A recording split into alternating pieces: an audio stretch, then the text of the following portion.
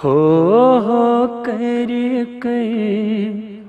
कुछ ललनावा मोशख मोजियासा हक तरफ दुनिही छर खुशी बेतरफ पनिन मोज हा पान बकुस गोस पानयोस बबहानै हा पान बकुस गोस पहले अपना हुआ करता था अब किसी का हो गया। अस्सलाम वालेकुम नाजरीन, मैं हूं आपका मेज़बान काजी सईद शफीक और आप देख रहे हैं कश्मीर पेट्रियट का हफ्तावार प्रोग्राम एक मुलाकात। जी हाँ नाजरीन, ये एक मुलाकात प्रोग्राम आपका मनपसंद प्रोग्राम है और इस एक मुलाकात प्रोग्राम में हम जितने भी आर्टिस्ट हैं हमारे यहाँ, इनको आपके सामने इनकी जो लाइव जर्नी होती है वो आप तक पहुँचाने में हमारी काविश और हमारी कोशिश रहती है। आज जिस पर्सनैलिटी का हमने आज इंतखाब किया है वो किसी तारुफ के मोहताज नहीं है। कश्मीर के सबसे बेस्ट प्लेबैक सिंगर और एक बेहतरीन बॉलीवुड एक्टर जिसका नाम है एजाज़ अहमद राह साहब आज हमारे मेहमान होंगे और आज हमारी इनसे गुफ्तगू होगी कि किस तरह वो यहाँ इस मुकाम तक पहुँचे, कौन से मुश्किलात का इन्होंने सामने किया, इनकी लाइफ की क्या स्ट्रगल रही और किस तरह वो यहाँ तक पहुँचे। सर अस्सलाम वालेकुम, खैर मकदम है आपका कश्मीर पेट्रियट के इस एक मुलाकात प्रोग्राम में। जी वालेकुम अस्सलाम, मैं बहुत शुक्रगुज़ार हूँ कि आपने मुझे इस प्रोग्राम में दावत दी और मैं अपने नाजरीन को सलाम पेश करता हूँ। सर शुरुआत करेंगे आपसे क्योंकि आपका जो मशहूर गाना है, हमारे नाजरीन आज भी उस गाने को सुनकर उनके मन में एक आशा जग जाती है। एक मतलब जो माँ का रोल होता है बच्चे के लिए और माँ किस तरह अपने बच्चे को बड़ा करने में किस तरह अपना कलीदी रोल निभा रही है, किस तरह का रोल रहता है उनको अपने बच्चों को लेकर। एक अच्छा ऐसा गाना आपने दिया कश्मीर को, एक गिफ्ट हम कहेंगे सर, एजाज़ राह साहब का एक गिफ्ट था वो, मोज अखर मोजी आसान। नाजरीन के लिए थोड़े से बोल गुनगुनाइए अपनी सुरीली आवाज़ में। जी ज़रूर। वछ वशनेरस दोच्छे चावा मोशख मोजियासा हो कर कुछ ललनावा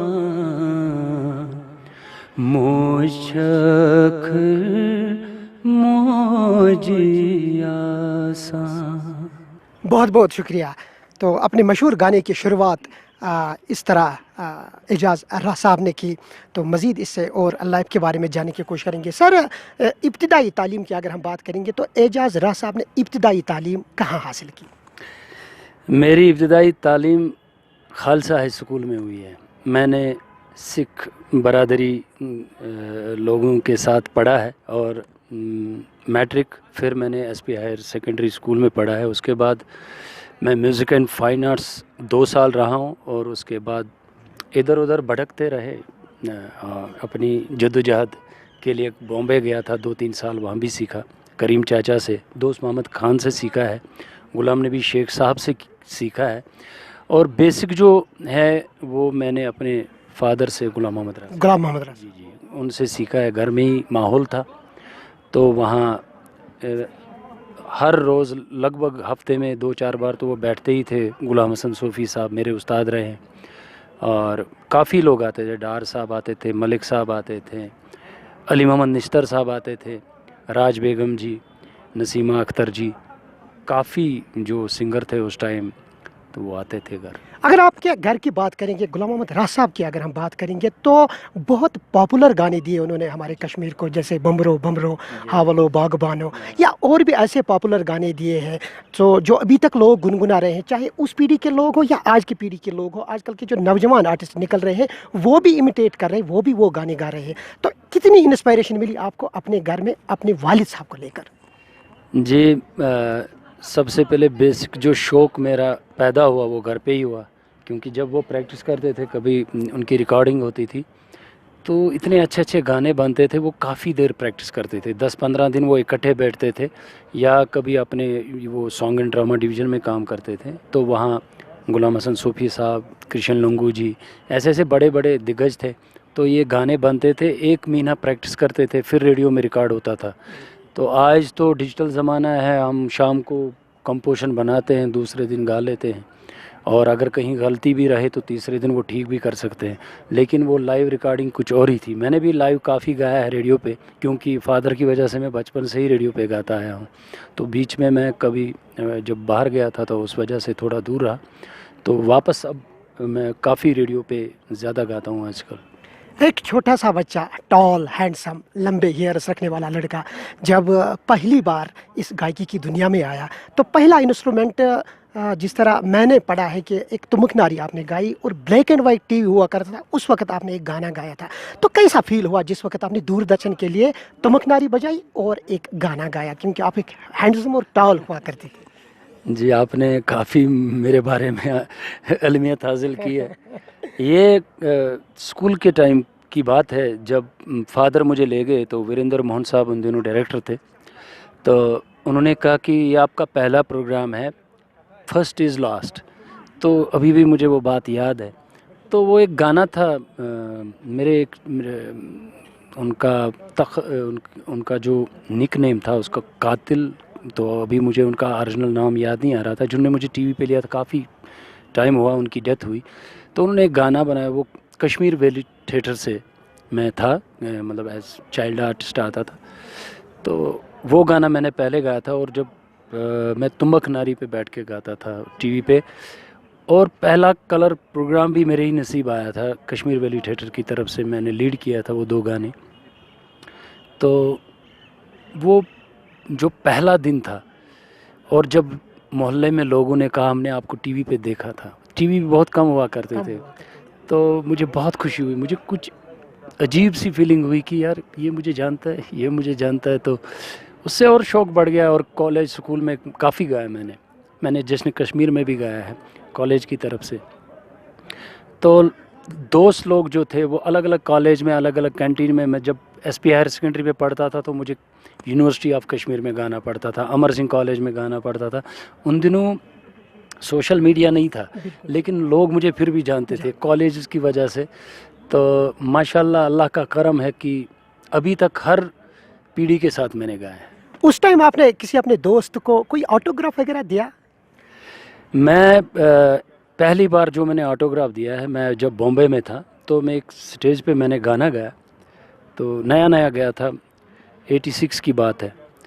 तो मैंने एक गाना गाया, उन दिनों एक पिक्चर रिलीज़ हुई थी अमिताभ बच्चन की, बादशाह, 87-86 के बीच में था। तो मैंने एक गाना गाया, जाने दो मुझे जाना है। तो ये कॉलेज के लड़के लड़कियां थी, तो वो आए, उन्होंने कहा, वो पेपर लेके जब आए तो मुझे समझ नहीं आ रहा मुझे क्या लिखना है। तो कभी ऑटोग्राफ यहाँ दिया ही नहीं था, पता ही नहीं था कि लिखते क्या हैं इस पे। तो मैंने उनको बोला, मैं भी थोड़ा तेज़ था, मैंने कहा 1 मिनट। मैं आया, मैं एक फ्रेंड से पूछा, उसने कहा ऐसे ही लिखो, with love and sign it. तो पहली बार ऐसा हुआ था बॉम्बे में। तो बाद में सीख गया। फिर जब अपने कश्मीर में अपने मोहल्ले के बच्चे जब कॉपी लेके आए, तो तब अच्छा लगा मुझे कि जब अपने आप को इतनी कदर करते हैं तो बहुत अच्छा लगता है। जिस वक्त आपने ये पॉपुलर गाना गाया, मौज अखर मौजी आसा, उस वक्त आपने अपने माँ का जो दुलार है, माँ का जो प्यार है, वो जहन में रख के ये गाना आपने गाया? क्योंकि जब आपने ये गाना गाया तो जाहिर सी बात है अपने माँ के प्यार और उसके दुलार को आपने मद्देनज़र रखते हुए तब जाके आपने एक अजीब सी फीलिंग पैदा हुई और ये गाना बहुत ज़्यादा पॉपुलर हुआ। क्या यही वजह है कि एजाज़ रहा उसी गाने की वजह से बन गई?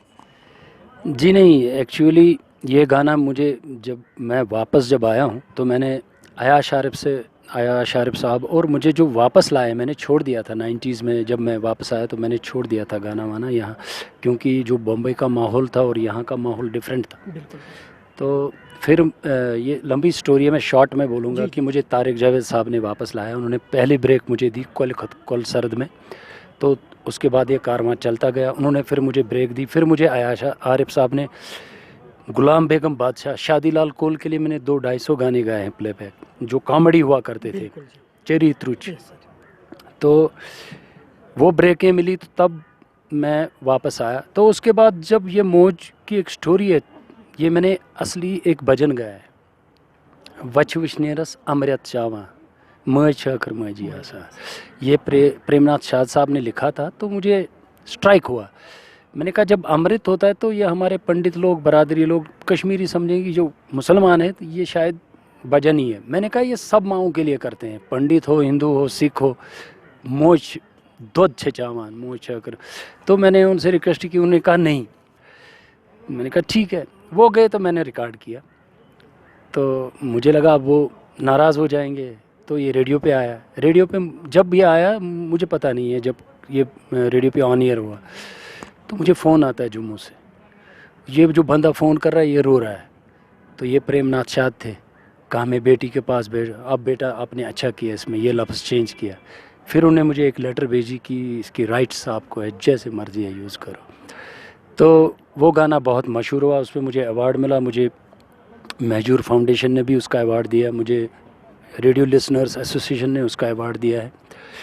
तो अवार्ड आप लोगों ने पसंद किया, मेरे लिए कंपोजिशन जो है वो लोगों ने पसंद की। एज़ कंपोज़र मैं इस वक्त रेडियो में फर्स्ट ग्रेड कंपोज़र हूँ और ए ग्रेड सिंगर हूँ, और थोड़ी बहुत एक्टिंग भी करता हूँ। एजाज राज साहब एक बी ग्रेड सिंगर थे, तो एक गाने की इसको फरमाइश हुई दूरदर्शन में, सशक्राल साहब का वो गाना था मरहूम। तो जब आपने वो गाना गाया तो उस गाने को लेकर आपको बहुत ज़्यादा पजीराई मिली और एब्रप्टली आप A+ ग्रेड में चली गई। वो ज़रा इसकी मुझे हमें थोड़ी सी तफसील बताइए नाजरीन तक। आपको ये नॉलेज कहाँ से मिली? मैं एक्चुअली बी ग्रेड था जब मैंने 90s में अपना ऑडिशन किया था, रिपीट ऑडिशन। एक्चुअली मेरा ऑडिशन हुआ है 80s में, तब मैं छोटा था। तो फिर जब रिपीट, अब बहुत गैप हुई थी, तो फिर मैंने वापस गाया। ऐसा हुआ कि एक बार क्या हुआ, मैं 10-20 साल ऐसे ही गाता रहा। लोग पसंद करते हैं मुझे, ग्रेड वेड का ये नहीं था। तो कभी हम बैठे थे, तो जब एक फ़ीस की बात आती है, मैंने तो एक बंदा कहता है ये आपकी ये फ़ीस है? मैंने कहा मैं फ़ीस के लिए नहीं गाता यार मैं। तो वही साहब थे, वही जिलानी साहब, उसने कहा यार आप हमारे सीनियर हैं, आपको ये शोभा नहीं देता, आप फॉर्म भरो। तो मैंने भर लिया, उसके कहने पे ही भरा मैंने। तो क्या हुआ कि ये रिकॉर्ड रहा कि मेरा बी से सीधा ए ग्रेड आया दिल्ली से, और उसी वक्त मेरा म्यूज़िक कंपोज़र का भी ग्रेड आया था जी। 3 ग्रेड मुझे एट अ टाइम मिले थे। और बशीर आरिफ साहब उन दिनों डायरेक्टर रेडियो कश्मीर थे, एडिशनल डायरेक्टर जनरल थे। तो उन्होंने मुझे फ़ोन करके ये भी कहा कहाँ हो बेटा? मैंने कहा सर मैं घर पे हूँ, चेंज कर रहा हूँ। कहा ऐसे ही आ जाओ चेंज के बगैर, आपने रिकॉर्ड रख दिया। तो बहुत अच्छा लगा उस टाइम। एजाज राज साहब को लग रहा है कि अपने वालिद को मैंने ओवरटेक किया है, क्योंकि जो अपने ज़माने के वो सिंगर हुआ करते थे, जिस तरह उन्होंने गाने गाई, जो आप इस टाइम गा रहे हो, आपको लग रहा है कि आप उससे थोड़े से आपने एक्सेल ली, उससे आपने सबकत ज़्यादा ली अपने वालिद साहब से? जी नहीं, ऐसा कभी नहीं हो सकता कि मैं उनको ओवरटेक कर सकूं, क्योंकि उनका एक गाना मेरी लाइफ अगर पूरी भी जाए तो वो नहीं गा सकता मैं। एक बार जम्मू में था, तो एक एडिटर बैठे थे, कहा क्या गाते हो आजकल के आप लोग, इफ़ेक्ट है, वो है, ये है, ये देखो मैं एक गाना सुनाता हूँ। तो उन्होंने एक टेप निकाला, जब उसमें स्टार्ट में लाइन आई वलोहा बागवानो, तो कहते देखो क्या गाते थे पुराने, अब मैं इसको इफ़ेक्ट दे के दिखाता हूँ। तो जब मैंने उनको कहा मेरे फादर हैं, तो वो कुर्सी से उठ के, तो सीधा चेयर से उठ के मेरे को गले मिले। वो लोगों ने आपको सोनू निगम से मंसूब किया। कश्मीरी जो आर्टिस्ट है, जो कश्मीरी लोग हैं, जो आपके मद्दा है, वो एक बार ये कहने लगे कि अब हमें अपना सोनू निगम मिल गया। इस चीज़ को ज़रा सामीन तक पहुँचाइए। मैं जब छोटा था तो मेरे घर में जब गुलाम हसन सूफ़ी साहब या बाग की डार साहब या निश्तर साहब आते थे, तो कहते थे गाना सुनाओ, तो मैं उन दोनों फिल्मी गाने गाता था। बचपन था, छोटा था, मुझे याद है मैं ज़्यादा गाता था हाय हाय ओ मेरे साथी, जब जानवर कोई इंसान को मार, ये छोटा था मैं गाता था। तो वो मुझे 1 रुपया देते थे। तो ये इस 1 रुपये ने मुझे इंस्पायर किया, और मैं रफ़ी साहब का बहुत बड़ा फ़ैन रहा हूँ।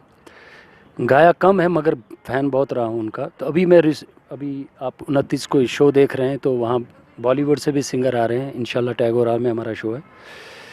तो उस वजह से मैं वो, मगर इस चीज़ ने मुझे बहुत तकलीफ़ भी दी है कि जब मैं बॉम्बे से वापस आया तो मैं कश्मीरी गाने गाने लगा। मेरा एक नेचुरल थ्रो है, ऐसा तो बनावटी है ही नहीं। तो फिर कहते थे ये फिल्मी गा रहा है, इसका कश्मीरी टच नहीं आ रहा है, वो ये उस वजह से काफ़ी टाइम लगा मुझे कश्मीर में अपनी आवाज़ को वो पहचान देने की, कि लोग एक्सेप्ट करें। आज देखिए, आज मैं रेडियो में कंपोज़र हूँ। कल मैंने अपने ही स्टाइल में 3 गाने गाए और सब उन्हें पसंद किए। और जो आप बात कर रहे हैं हा पान बुकुस गोस, इसने मेरी लाइफ चेंज की है। इसी गाने की वजह से मुझे A ग्रेड आया था B ग्रेड से। हमारे नाजरीन के लिए अपनी सुरीली आवाज़ में एक और धुन बिखेरिए, ताकि जो आपको इस वक्त देख रहे हैं, हमारे साथ जुड़ चुके हैं, वो भी थोड़ा रिजॉइस हो जाए। ये गाना है सचक्राल साहब का, मैं इसी की लाइन गाऊंगा। हा पान बुकुस गोस पानयोस बुबहानै, हा पान बुकुस गोस पानयोस बुबहानै, हा पान बुकुस गोस। अब हम आपकी अदाकारी की दुनिया में आएंगे। जो आपकी अदाकारी है, तो माशाल्लाह आप टॉल हो, हैंडसम हो, जैसे मैं बार बार कह रहा हूँ, और सामीन भी हमारी ये जानती है। आपकी पर्सनैलिटी को देखकर ऐसा नहीं लग रहा है कि एजाज़ राज साहब एक सिंगर है। तो अगर हम बात करेंगे आपके बॉलीवुड में, जिस वक्त आपने बॉलीवुड में कदम रखा, रिसेंटली आपकी जो फिल्म जो मूवी रिलीज़ हुई, फितूर है उसका नाम, उसमें आपने कैटरीना के वालिद का रोल निभाया। तो कितना लग रहा, आप उतने बुज़ुर्ग भी नहीं हो, उतने एजड भी नहीं हो, कि किस तरह आपने वो उसके जो वालिद का रोल निभाया, वो थोड़ा आपके लिए थोड़ा डिफ़िकल्ट था वो, क्योंकि ये आसान नहीं है एक कम उम्र के लिए अपने वालिद का रोल करना, और हमारे पास उतना इंफ्रास्ट्रक्चर भी नहीं है। किस तरह आपने इसको अच्छी तरह से कैसे निभाया इस रोल को सर? जी देखिए, एक्चुअली उनको जो चेहरा चाहिए था वो उनको मुझ में दिखा। और सबसे बड़ी बात है, अभिषेक कपूर जी अभी उन्होंने मुझे वो रोल दिया था जिसमें डायलॉग्स कम थे। उन्होंने कहा कि आपकी आंखें और बॉडी लैंग्वेज चाहिए, क्योंकि आप एक महारानी के नौकर होते हैं, केयर टेकर होते हैं।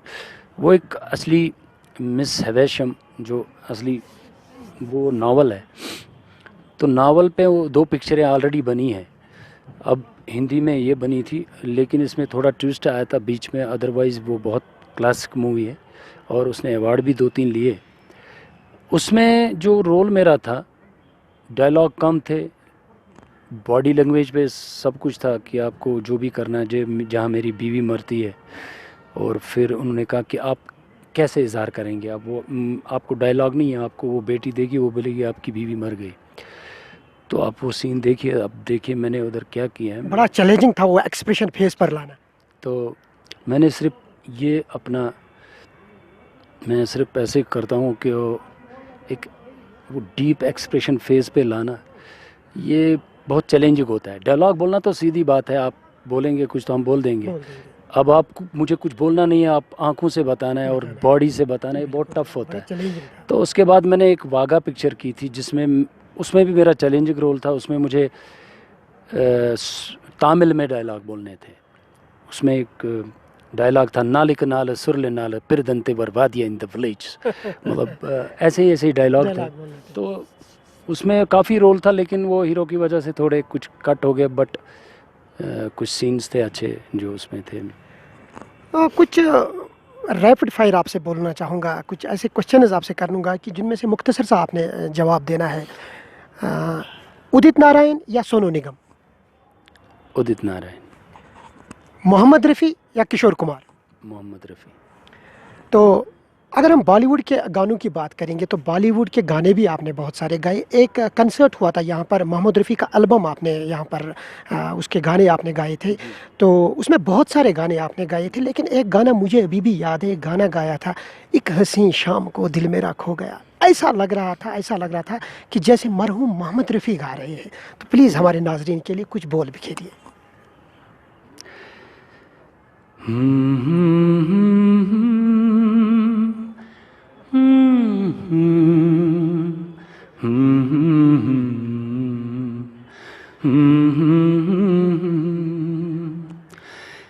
हंसी शाम को दिल मेरा खो गया, पहले अपना हुआ करता था, अब किसी का हो गया। एक हंसी शाम को दिल मेरा खो गया। Thank you very much. आपका हैप्पीएस्ट मोमेंट कौन सा था अब तक, आपका जो लाइफ का जो सफ़र रहा अब तक, इसमें से अगर हम आपके हैप्पीएस्ट मोमेंट की बात करेंगे तो ऐसा कौन सा हैप्पीएस्ट मोमेंट था जो आप अभी तक गुनगुना रहे हो? मेरा हैप्पीएस्ट मोमेंट वो था जब मेरी ज़िंदगी में मेरी मिसेज़ आई, तो वो मेरी ज़िंदगी का सबसे। अगर हम सैडेस्ट मोमेंट की बात करेंगे तो सैडेस्ट मोमेंट कौन सा था? जब मेरी माँ की डेथ हुई। तो सर जो आजकल बड़े इस वक्त बहुत सारे आर्टिस्ट इस वक्त उभर के सामने आ रहे हैं, जो हमारे नए आर्टिस्ट उभर के सामने आ रहे हैं, तो इनको आप क्या मैसेज देना चाहोगे? किस तरह वो जिस तरह वो अपना काम कर रहे हैं, क्या एजाज राह आपको लग रहा है कि उनकी जो डायरेक्शन है वो सही जा रही है, सही सिमत की ओर जा रही है? देखिए, आप शायद में भी आपको नॉलेज हो कि ज़्यादा मैंने कॉमेडी सॉन्ग्स गाए हैं, जिसमें शादी लाल हैं, काफ़ी एक्टर। अदर साइड मैं इसके बगैर भी कॉमेडी बहुत गाया हूँ। ये चीज़ कुछ देर चलती है।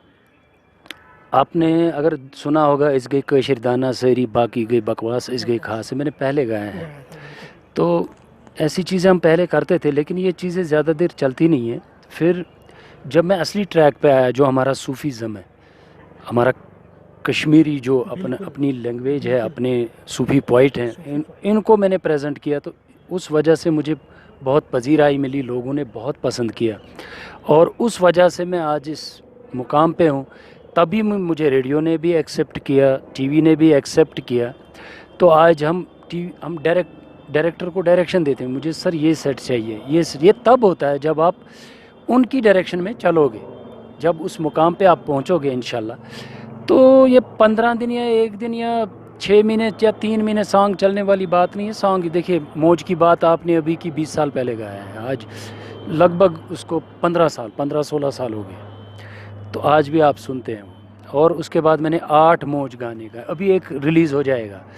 अभी मैंने एक नया सॉन्ग किया है जो जनरेशन तक सुना जाएगा इंशाल्लाह, ये मेरा दावा है, और ना आज तक ऐसा हुआ है। वो रिलीज कब होगा सर? अभी उसमें थोड़ा टाइम लगेगा, वो भी। तो आप इस चीज़ को डिस्क्लोज नहीं करना चाहते अभी? वो आप देखोगे कि मैंने जो सूफीज़म अपना जो शेखुल आलम साहब है रहमतुल्लाह अलैह, जो उनकी जो लिखी है शुक, उनको मैंने कैसे पेश किया है विद ऑर्केस्ट्रल। आपको ऐसा लगेगा कि इनकी उस ज़बान को मैंने जान दी है, रूह डाली है उनमें। तो इसमें बहुत टाइम लगा, इसको सोचने में बहुत टाइम लगा, काफ़ी जो हमारे रिसर्चर हैं उनसे मिलना पड़ा, तो आखिर वो हो गया इंशाल्लाह। तो अभी उसकी मिक्सिंग चल रही है, तो इंशाल्लाह वो आएगा 1-2 महीने में। अगर सर हम अपने कश्मीरी गुलकारों की बात करेंगे, या जो वो गुजर चुके हैं, चाहे वो हो या जो इस वक्त प्रेजेंट में है, तो अगर हम इनकी बात करेंगे, तो अपने वालिद को छोड़कर ऐसे कौन से गुलकार हैं जो आपको अभी भी हर दिल अजीज़ है? मेरे गुलाम हसन सूफ़ी साहब और विजय कुमार मल्ला साहब, और मेरे उस्ताद भी रहे हैं गुलाम नबी शेख साहब। इन तीनों का मैंने थोड़ा निचोड़ करके एजाज़रा बनाया है, इनको सुन के कश्मीरी अगर हमने सुना है। ज़मीर एशाई ने एक बार कहा कि काश एजाज राह जैसा कोई दूसरा यहाँ कश्मीर में पैदा हो। तो ज़मीर एशाई साहब सबसे बड़े आर्टिस्ट हैं हमारे कश्मीर के, तो कितनी पजीराई मिलती है जब इतना बड़ा आर्टिस्ट आपको इतनी बड़ी प्रेरणा दे रहा है और इतनी प्रशंसा आपको मिल रही है, कैसा महसूस करते हो आप? ज़मीर एशाई साहब, मैं ये काफ़ी लोगों को पता है, मैं हर वक्त ये बात कहता हूँ कि दिलीप कुमार साहब और हमारे ज़मीर साहब यहाँ कश्मीर में, मैं उनको बराबर दिलीप कुमार का दर्जा देता हूँ। वो बहुत ज़बरदस्त एक्टर हैं। वो मुझे लगता है बदकिस्मती है कि वो कश्मीर में, अदरवाइज़ वो बहुत बड़े मुकाम पे होते। तो उन्होंने ये बात कही है, मुझे ऐसा लगा कि दिलीप साहब ने मेरे बारे में ऐसा कहा है, ये मेरे लिए बहुत एजाज़ की बात है। विलन का रोल करना सबसे डिफिकल्ट है या हीरो का रोल करना सबसे मुश्किल है? देखिए अब ये डिपेंड होता है कि रोल कैसा है। अगर विलन का रोल अच्छा है तो विलन का रोल ही अच्छा है, अगर हीरो का कैरेक्टर अच्छा है तो वो अच्छा है। हर देखिए रोल सब एक जैसे होते हैं, निभाना बहुत मुश्किल होता है कि जो एक्टर है वही जानता है। अगर गाहे बेगाहे एजाज साहब को कभी ऐसा रोल आया कि आपने इस मूवी में विलन का रोल करना है, तो किस बॉलीवुड विलन को आप जहन में रख के विलन का पार्ट करोगे? मैं विलन शक्ल तो मेरी विलन जैसी है ही नहीं, बट कोशिश करूंगा जो शाहरुख जब अपोजिट ये किरदार करते हैं तो उनकी थोड़ी ट्राई करूंगा उस टाइम। बॉलीवुड के ऐसे कौन से एक्टर है जिसको आप हर दिल अजीज़ मानते हो, जिसको आप मानते हो कि नहीं इसमें बहुत ज़्यादा सलाहियत है और ये मेरा आइडियल है? 70 के बाद की मैं बात कर रहा हूँ, पुराने हीरोओं को छोड़कर 80 के बाद जितने भी आज तक एक्टर्स आए हैं उनमें से किसी एक का नाम लीजिएगा। आमिर खान। आमिर खान, क्या है आमिर खान में, उसने इतना आपको इम्प्रेस क्यों किया सर? आमिर खान जब एक्ट करते हैं वो कैरेक्टर को पी लेते हैं। जब वो कैरेक्टर बाहर आता है तो आपको लगता है कि नहीं ये यही है। अगर वो आपकी एक्टिंग करेंगे, आपका रोल, आपका कैरेक्टर देंगे तो वो आपको पूरा पहले देख लेंगे, पूरा आप में समाएंगे, आपको अपने आप में लाएंगे, फिर पेश करेंगे। एक न्यूज़पेपर में मैंने आपका एक पढ़ा था एक दिन कि आप कोशिश कर रहे थे कि एक ऐसी मूवी में यहाँ पर बनाऊं जिसमें अपने पूरे कल्चर को मैं संभालूं। अगर ऐसी अपॉर्चुनिटी मेरे पास आई, पूरे कल्चर को संभालूं और जितने भी यहाँ बड़े आर्टिस्ट हैं उनको मैं एक डिफरेंट रोल दे दूं। तो क्या ऐसा कोई आने वाले वक्त में ऐसा कोई प्रोजेक्ट जहन में है एजाज राह साहब की?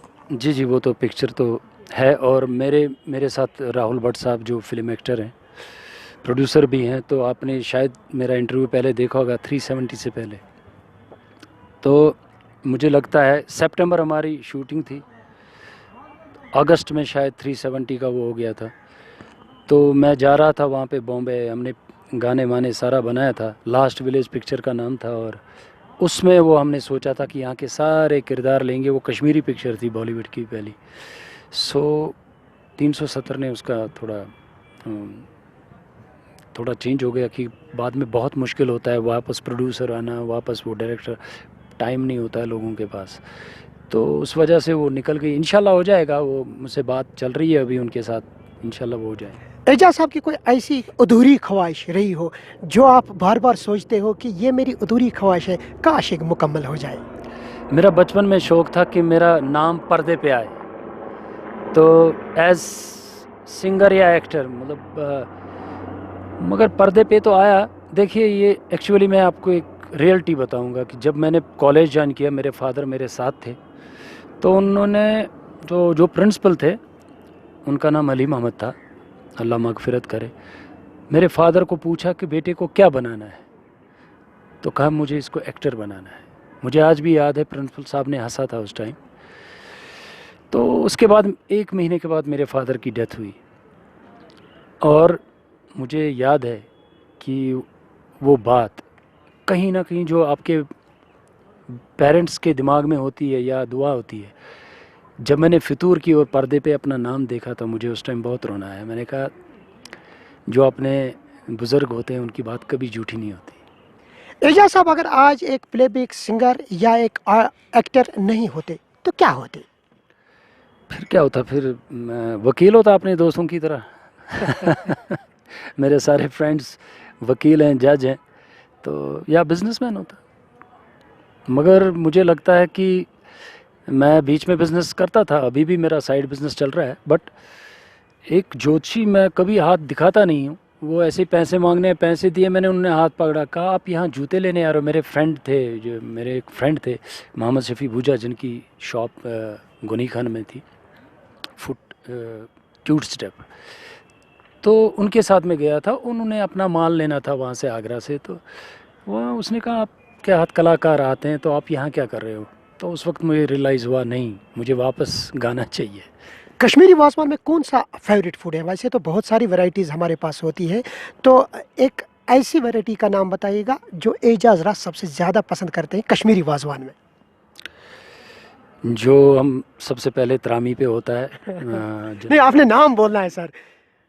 अगर वो आपका फेवरेट है देन यू मस्ट कन्फेस। मुझे जनाब एली तबक माज पसंद है, तबक माज। आपका बहुत बहुत शुक्रिया। आपके साथ हमने आपकी जो लाइव जर्नी थी, जो आपने हमारे नाज़रीन तक अपना जो सफ़रनामा था आप तक का आपने पहुंचाया, और मुझे लगता है कि बहुत सारे जो हमारे नाज़रीन हैं और जो हमारी नौजवान पीढ़ी है, इनको आपसे बहुत ज़्यादा प्रेरणा और इंस्पिरेशन ज़रूर मिलेगी। जिस तरह आपने अपनी लाइफ में स्ट्रगल की, हालांकि आपके वालिद साहब भी बहुत ज़्यादा पॉपुलर सिंगर थे, उसके बावजूद भी आपने बहुत ज़्यादा स्ट्रगल किया लाइफ में, ये सबसे बड़ी बात है। और उम्मीद कर रहे हैं कि जो इस वक्त नाज़रीन हमारे साथ जुड़ी हुई है उनको भी बहुत ज़्यादा प्रेरणा मिलेगी। सर, जाते जाते अपना कोई मनपसंद एक गाना गाइएगा, तब आपसे रुखसत ज़रूर लेंगे। मेरा मौज सॉन्ग मशहूर है और मैंने अब एक सॉन्ग और बनाया है जो अपनी माँ को मैं डेडिकेट करने जा रहा हूँ। गुलाब सेबी का लिखा हुआ है। के तरफ दुनी छर खुशी बेतरफ पनिन मौज। के तरफ दुनी छर खुशी बेतरफ पनिन मौज। के तरफ सारी जिंदगी बेतरफ पनिन मौज। के तरफ दुनी छर खुशी बेतरफ पनिन मौज। बहुत बहुत शुक्रिया, बहुत बहुत शुक्रिया। तो पहले एजाज राज साहब के वालिद साहब ने बहुत ज़्यादा सर्व किया कश्मीर को, अपने गानों को लेकर बड़े लुत्फ़अंदोज़ हुए लोग उस ज़माने में। और आज इनके जो फ़र्जंद है एजाज राज साहब, ये भी अपने नाजरीन का यहाँ पर जो इनके मुद्दा है उनका दिल अच्छी तरह से लुभा रहे हैं। और हम दुआ करते हैं कि इनकी जो अधूरी ख्वाहिश रही है, इंशाल्लाह आने वाले वक्त में अल्लाह इनकी वो अधूरी ख्वाहिश पूरी करे। तो नाजरीन, आज हमारा ये जो शो था एक मुलाकात का आपके साथ, तो उम्मीद करते हैं ये आपको बहुत ज़्यादा पसंद आया होगा।